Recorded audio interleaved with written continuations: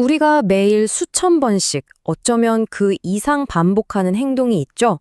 바로 걷기입니다. 너무나 당연한 일이라 나는 어떻게 걷고 있지? 하고 깊이 생각해 본 적 아마 거의 없으실 거예요. 그런데요, 그 평범한 한 걸음 한 걸음이 실은 우리 몸의 건강 상태를 알려주는 뭐랄까 일종의 비밀 신호라는 사실 혹시 알고 계셨나요? 자, 이번 시간에는 여러분의 걸음걸이 속에 숨겨진 그 비밀을 함께 파헤쳐 보겠습니다. 맞아요. 우리는 매일 정말 셀 수 없이 많은 걸음을 내딛죠.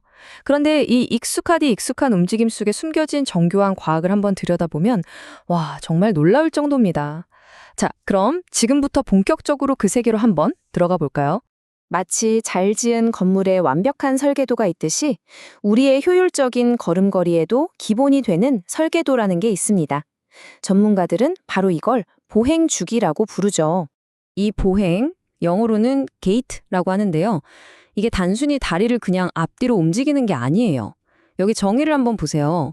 균형, 협응력, 근력 같은 우리 몸의 모든 기능이 마치 하나의 오케스트라처럼 조화를 이뤄야 하는 아주 복잡한 활동이라는 거죠. 그리고 제일 중요한 거, 몸을 앞으로 나아가게 한다는 뚜렷한 목적이 있다는 점입니다. 자, 한 걸음은 크게 두 단계로 나눌 수 있어요. 발이 땅에 닿아 있는 디딤기, 그리고 공중에 떠 있는 흔듦기입니다. 근데 이 비율 좀 보세요. 정말 흥미롭지 않나요? 디딤기가 무려 60%를 차지해요. 이게 무슨 뜻이냐면 우리가 걷는 동안 발은 공중에 떠 있는 시간보다 땅에 붙어 있는 시간이 사실 더 길다는 겁니다.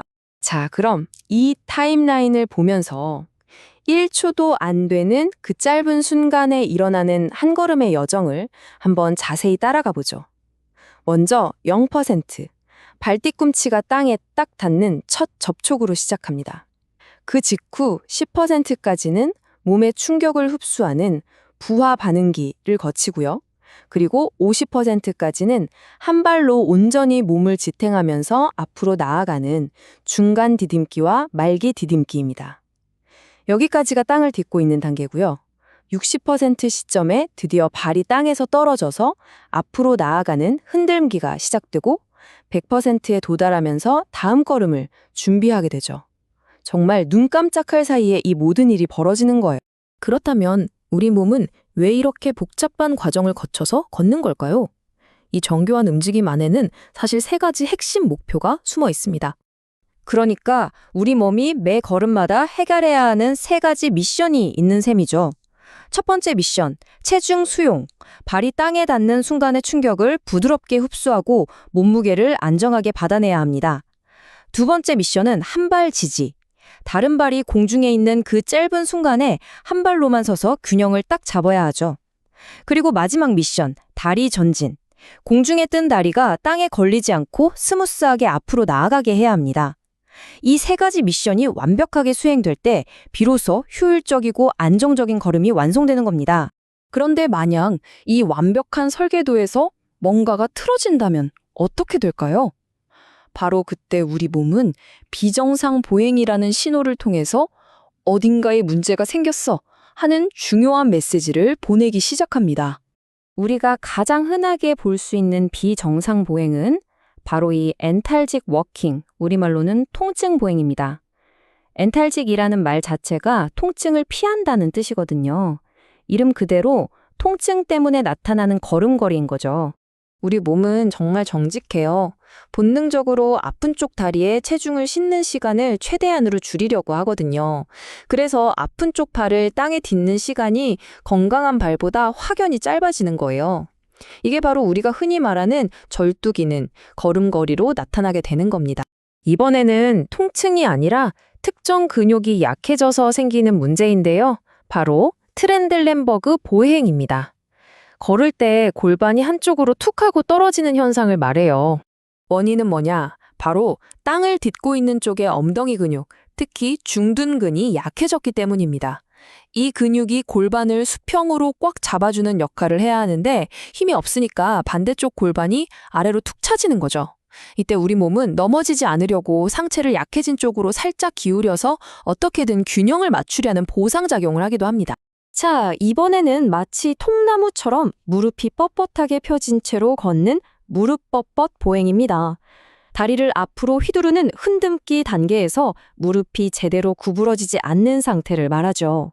한번 상상해 보세요. 무릎이 안 구부러지면 어떻게 될까요? 그렇죠. 당연히 발이 땅에 질질 끌릴 수밖에 없겠죠. 우리 몸은 이걸 막기 위해 정말 기발한 방법을 씁니다. 골반 자체를 위로 번쩍 들어 올려서 다리 길이를 짧게 만들거나 아니면 아예 다리를 옆으로 크게 원을 그리듯 휘둘러서 발이 땅에 닿지 않게 하는 거죠.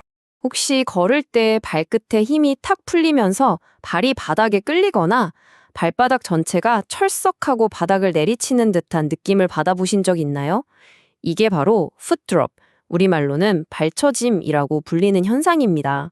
원인은 바로 정강이 앞쪽에 있는 앞정강근이라는 근육이 약해졌기 때문이에요. 이 근육이 발목을 위로 딱 당겨줘야 하는데 그걸 못하니까 발끝이 축 처지는 거죠. 그래서 우리 몸은 발이 땅에 끌리지 않으려고 마치 눈앞에 보이지 않는 높은 계단을 오르듯이 무릎을 과장되게 번쩍 들어 올리는 방법으로 이걸 보완합니다. 자, 마지막으로 살펴볼 비정상 보행은 조금 특이합니다. 땅을 딛고 섰을 때 오히려 무릎이 정상 범위보다 더 뒤로 꺾여버리는 현상. 바로 무릎 과다편 보행입니다. 이건 사실 약점이라기보다는 우리 몸의 아주 똑똑한 안정성 확보 전략이라고 볼 수 있어요. 허벅지 근육이 약해서 무릎을 안정적으로 지지하기가 힘드니까 아예 무릎 관절을 뒤로 끝까지 꺾어서 잠가 버리는 거죠. 이렇게 해서 약한 근육의 힘 대신에 관절 자체의 구조적인 힘으로 버티려는 겁니다. 자, 이 표를 보면서 오늘 살펴본 비정상 보행들을 다시 한번 정리해 볼까요? 통증 때문에 절뚝이거나 근육이 약해서 골반이 처지고 무릎이 뻣뻣해서 다리를 휘두르고 이 모든 걸음걸이는 단순히 이상한 움직임이 아니라는 겁니다. 우리 몸이 어떻게든 균형을 잡고 앞으로 나아가기 위해 사용하는 나름의 생존 전략이라는 점, 이걸 꼭 기억해 두시면 좋겠습니다. 결국 여러분의 걸음걸이는 단순한 이동수단이 아닙니다. 마치 심장박동이나 혈압처럼 지금 내 몸의 상태가 어떤지를 알려주는 아주 중요한 생체 신호인 셈이죠. 오늘 이 내용을 계기로 잠시 멈춰서서 내 몸이 나의 걸음걸이를 통해 어떤 신호를 보내고 있는지 한번 귀를 기울여 보는 건 어떨까요?